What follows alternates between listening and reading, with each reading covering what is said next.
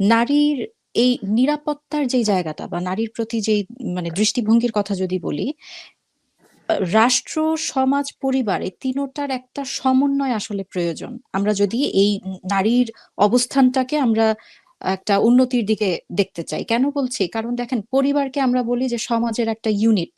হ্যাঁ, তো পরিবার থেকে যদি একটা সন্তানকে, ছেলে সন্তান অথবা মেয়ে সন্তান, তাকে যদি তার দৃষ্টিভঙ্গিটা যদি নারীর প্রতি সহনশীল করে গড়ে তোলা হয়, মূলত আমি যদি বলি যে একজন পুত্র সন্তানকে যদি সেভাবে বড় করা হয়, তাহলে কিন্তু আমরা যদি সমাজের ইউনিট থেকে এই চেষ্টাটা করি, তাহলে সমাজের দৃষ্টিভঙ্গিটাও পাল্টাবে।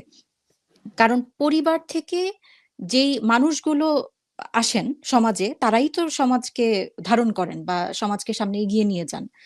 তো আমরা যখন নারীর নিরাপত্তার কথা বলি, তখন স্বভাবতই নারীর নিরাপত্তার গোড়ায় যারা থাকেন তারা হচ্ছে পুরুষ। এটা কেন বলছি? কারণ আমরা যখন নারী কেন্দ্রিক ঘটনাগুলো শুনি, সেখানে কিন্তু আমরা দেখি যে পুরুষ সেই সেটার সাথে আছে জড়িত সামহাও। মানে হুম আমরা হুম এখন যেই জিনিসগুলো দেখছি, ইভেন আপনি হুম যদি রিসেন্ট ঘটনাও দেখেন যে হুম নির্বাচনী প্রচারণায় যেই হামলাগুলো হচ্ছে, নারীদের প্রতি যে হামলাগুলো হচ্ছে, আমরা এমনও দেখেছি যে নারীদের হিজাব ধরে, ওড়না ধরে টেনে ছিঁড়ে ফেলা হচ্ছে, হুম হুম বা নেকাব ধরে টান দেওয়া হচ্ছে, এমনকি গায়ে হাত তোলা হয়েছে। হুম আজকে হুম একটা ভিডিও দেখলাম যে লাথি পর্যন্ত দেওয়া হচ্ছে। আম, হুম আম, জামাতের মহিলা কর্মীরা সম্ভবত একটা এতে বের হয়েছিল ইলেকশন ক্যাম্পেইনে। তো হুম এই যে নারীর প্রতি দৃষ্টিভঙ্গিটা হচ্ছে একটা সামগ্রিক ব্যাপার। আমি যেটা বলছিলাম যে হুম পরিবার থেকে যদি এই শিক্ষাটা গড়ে ওঠে, আমাদের শিক্ষা ব্যবস্থায় যদি এই দৃষ্টিভঙ্গি নিয়ে নারীর প্রতি কেমন হওয়া উচিত এবং নারীর হুম হুম প্রতি একটা নিরাপদ পরিবেশ গড়ে তোলার জন্য কোন কোন বিষয়গুলো আমাদের খেয়াল রাখা উচিত, এই এই জিনিসগুলো যদি খেয়াল রাখা হয়, তাহলে পরিবার, সমাজ এবং আমাদের শিক্ষা ব্যবস্থা সবকিছু মিলিয়েই আমরা একটা ভালো দৃষ্টিভঙ্গি আমার মনে হয় যে আমরা আনতে পারবো। আর সেটার সাথে আমি যদি রাষ্ট্রকে জড়াই, দেখেন, একটা রাষ্ট্রে যদি আইন ব্যবস্থাও অনেক ভালো থাকে, কিন্তু সামাজিক অ্যাওয়ারনেসটা যদি না থাকে, অনেক ভালো আইন দিয়েও আপনি সমাজে খুব বেশি পরিবর্তন আনতে পারবেন না। তাহলে যেটা করতে হবে সেটা হচ্ছে রাষ্ট্রীয়ভাবেও আইনি ব্যবস্থাটা শক্ত থাকতে হবে। সো দুইটা হচ্ছে আসলে কাউন্টার ব্যালেন্স। সমাজকেও অ্যাওয়্যার হতে হবে, আবার রাষ্ট্রের আইন ব্যবস্থাটাকেও কঠোর হতে হবে এই জায়গায়। সো কিন্তু কিন্তু একটাকে ছাড়া। কিন্তু বৃষ্টি, মানে এই যে রাষ্ট্রের আইন ব্যবস্থাকে যারা যারা আসলে এই ভিত্তিটাকে মজবুত করবে, আমি যদি একটু প্রফেসর শামীমার কথা টেনেই বলি যে আমরা তো আন্দোলনী ভূমিকার সময় নারীদেরকে যেভাবে স্বীকৃতি দিতে দেখি, দেখা যায় আসলে সেই সময়টা কেটে যাবার পরেই আবার হেনস্থাকারীদেরকে সরাসরি সেই রাজনৈতিক বড় বড় আহ দলগুলোই আসলে তাদেরকে পরবর্তী স্বীকৃতি দিচ্ছে, শেল্টার দিচ্ছে।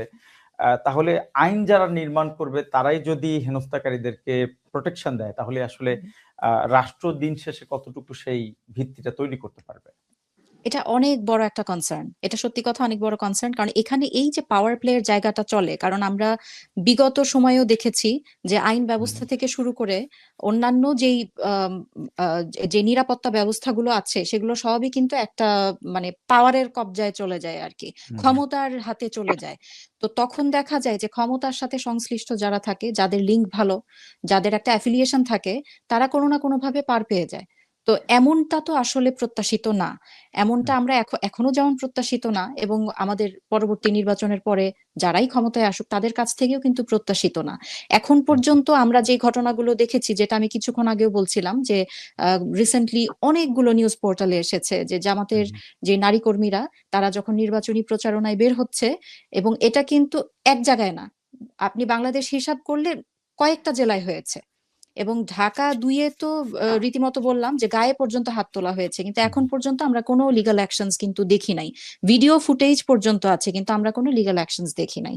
এবং এখানে যদি আমি আরেকটু বলি যে এটা শুধু জামাতের নারী কর্মীর হিসাবে না, আজকে যদি অন্যান্য দলেরও নারী কর্মীরা এভাবে হেনস্থা হয়, তাহলে কিন্তু সেখানেও কতটা অ্যাকশন নেওয়া হবে সেটা নিয়ে কিন্তু একটা সন্দেহ থেকে যায়। কারণ যখন অলরেডি এরকম একটা অবস্থা চলছে, আমরা কোনো অ্যাকশনস দেখছি না, তাহলে কিন্তু অন্য দলের নারীরাও একই বিপদে পড়তে পারেন, বা যদি পড়ে যান তাহলে রাষ্ট্র থেকে আমরা তো সেই সহায়তাটা পাচ্ছি না। কিন্তু কিন্তু বৃষ্টি, আপনি যে জামাতের নারী কর্মীদের আক্রান্ত হবার কথা বলছেন, সেই খোদ জামাতের নেতাই যখন ঢাকা বিশ্ববিদ্যালয়ের মতো একটি শিক্ষা প্রতিষ্ঠানের নারীদেরকে নিয়ে আহ, মানে কটু মন্তব্য করেন, যদিও তিনি সেটির জন্য ক্ষমা চেয়েছেন, দলের পক্ষ থেকেও তাকে বহিষ্কার করা হয়েছে, আহ, মানে নারীরা কি জামাতে আসলে নিরাপদ কিনা?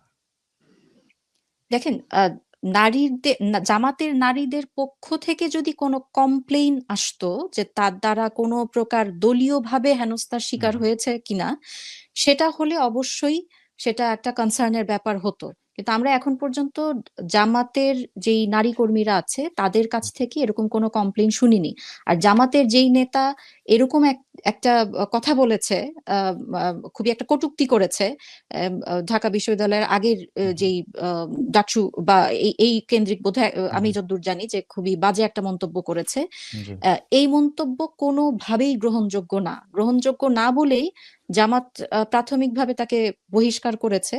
এটা একটা ভালো জিনিস, কিন্তু আম, এই বহিষ্কারটা যেন শক্ত বহিষ্কার হয়, যেন পরবর্তীতে এই ধরনের, ভুল বলবো না, এই ধরনের অপরাধ বা এই ধরনের বাজে আচরণ স্পর্ধা নারীর প্রতি, যাতে আর দেখতে না হয়। এটা যেন আমাদের আর দেখতে না। বাত ব্যথা, প্যারালাইসিস কিংবা আর্থ্রাইটিস, আধুনিক ফিজিওথেরাপি ও পুনর্বাসন চিকিৎসায় নির্ভরযোগ্য নাম ডিপিআরসি। দেখেন যে রাজনীতিতে নারীদেরকে নিয়ে অশ্লীল ভাষা ব্যবহার করাটা, এটা যেমন একটা চলমান সংস্কৃতিতে পরিণত হয়েছে। আমরা যদি খেয়াল করি, দেখেন যে আমি একটু আগেই যাই, যে বাংলাদেশকে আসলে আমরা আশা করেছিলাম, বা যে বাংলাদেশের স্বপ্ন আমরা দেখেছিলাম, যে গত 16-17 বছরে যে বাংলাদেশ যে ফ্যাসিস্ট এর অধীনে চলে গিয়েছিল, মনে হয়েছিল যে সেই বাংলাদেশ থেকে হয়তো আমরা মুক্তি পাবো, বা পেতে যাচ্ছি। কিন্তু 5 আগস্ট পর থেকেই কিন্তু আমাদের স্বপ্ন ভঙ্গ হয়েছে। হ্যাঁ, দেখেন যে পরপর অনেকগুলি ঘটনা কিন্তু ঘটেছে, যে ঢাকা বিশ্ববিদ্যালয়ের একজন নারী শিক্ষার্থীকে মানে একজন গ্রন্থাগারের একজন বুক বাইন্ডার, হ্যাঁ আম, যেভাবে অশ্লীল মন্তব্য করেছে, এবং তাকে যখন ধরে নিয়ে গিয়েছে, তাকে যখন ফুলের মালা দিয়ে এবং কোরআন শরীফ দিয়ে যখন তাকে মুক্ত করা হয়, তখন আসলে দেখেন একটা অন্যরকম মেসেজ যায় মানুষের কাছে। যে তাহলে কোথায় যাচ্ছি আসলে আমরা, হ্যাঁ এবং কোরআন শরীফটা আসলে কার হাতে দেয়া হয়েছে। এই যে একটা ব্যাপার। তারপরে দেখেন আমরা এরকমও দেখেছি যে একজন নারী কর্মীকে জামাতের একজন লাথি দিয়ে যে ফেলে দেওয়াটা, এটাও আমরা দেখেছি। এবং সর্বশেষ যে আমরা দেখলাম যে বরগুনার যে জেলা জামায়াতের যে ইসলামী যে সহকারী সেক্রেটারি, জামাতে ইসলামের যে সহকারী সেক্রেটারি যে মোহাম্মদ শামীম আহসান, উনি যে মন্তব্যটা করেছেন, যে আসলে যে অন্যায় আসলে অন্যায়, সেটা যে দলই হোক, আমরাও চাই যে অন্যায়ের বিচারটা হোক, কিন্তু আমার যেটা আমাদের জন্য কষ্টকর সেটা হলো যে দেখেন যে বাংলাদেশে 51% প্রায় নারী, এবং সেখানে যেই ক্ষমতায় আসুক না কেন, সেখানে কিন্তু নারী ভোটারদের ব্যাপারটা কিন্তু একটা মিন করছে, যে আসলে কে যাবে ক্ষমতায়, সেখানে নারী ভোটারদের একটা বিরাট ভূমিকা থাকবে। তো সেই ক্ষেত্রে আমার মনে হয় যে যে নারীদেরকে যেভাবে অবমাননা করা হচ্ছে, নারীদেরকে মনে হয় যে নারীদেরকে খুব সহজেই হেনস্থা করা যায়, নারীকে ইচ্ছে করলেই তার চরিত্রকে হনন করা যায়। এই যে চরিত্র হননের যে রাজনীতি, সেই রাজনীতি থেকে আসলে সবারই বের হয়ে আসা উচিত, সেটা যে দলেরই হোক না কেন। কিন্তু অনেক বিষয় কিন্তু আমরা দেখেছি, দেখেন যে এই খবরগুলি তো মিথ্যা না, যে খবরগুলি বিকাশ নাম্বার আনতে যায়, যে খবরগুলি ফোন নাম্বার আনতে যায়, যে খবরগুলো এনআইডি নাম্বার আনতে যায়, তো এই দেখেন এই বিষয়টা নিয়েও কিন্তু এক ধরনের মানুষের মধ্যে আতঙ্ক তৈরি হয়েছে, এবং মানুষের মধ্যে ভীতিরও সঞ্চার হয়েছে। ওনারা যেভাবে যান, যেভাবে চান, দেখা যায় যে যাদের কাছে কারো ফোন যান নাম্বার চাইলে কি তাকে পুলিশে ধরিয়ে দেওয়া যায়, ইতিবাচক ভাবে প্রফেসর গ্রহণ শামীমা? করেন। জি। মানে কারো কারো ফোন নাম্বার চাইলে তাকে কি পুলিশে ধরিয়ে দেয়া কিংবা হেনস্থা করার মতো উস্কানি দেয়া যায় কিনা আসলে? না, যদি সে যদি মানে তার সুন্দর সাবলীল ভাবে যদি যায়, তাহলে তো তাকে পুলিশে ধরিয়ে দেওয়ার কোনো মানে হয় না। হ্যাঁ, সে ভোট চাইতে যাইতেই পারে। হ্যাঁ, কিন্তু এখানে আসলে নেতিবাচক কোনো দিক আছে কিনা সেই ব্যাপারটাও কিন্তু আমাদের আসলে ভেবে দেখতে হবে। হ্যাঁ, যে আপনি দেখেন যে নারীদেরকে যে টার্গেট করে, হ্যাঁ, যে ধরনের যে মানে হেনস্থা করা হয়, যে ধরনের করা হয়, আমার মনে হয় যে কোনো রাজনৈতিক দলের ক্ষেত্রে এটা আসলে কাঙ্ক্ষিত না।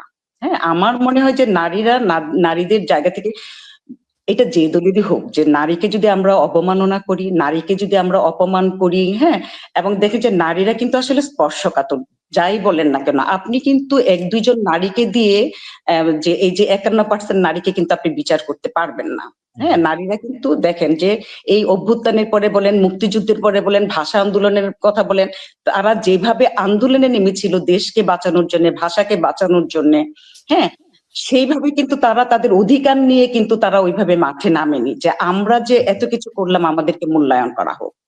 কিন্তু তারা তাদের মান সম্মান নিয়েই কিন্তু তারা তাদের নিজের জায়গায় চলে গিয়েছে।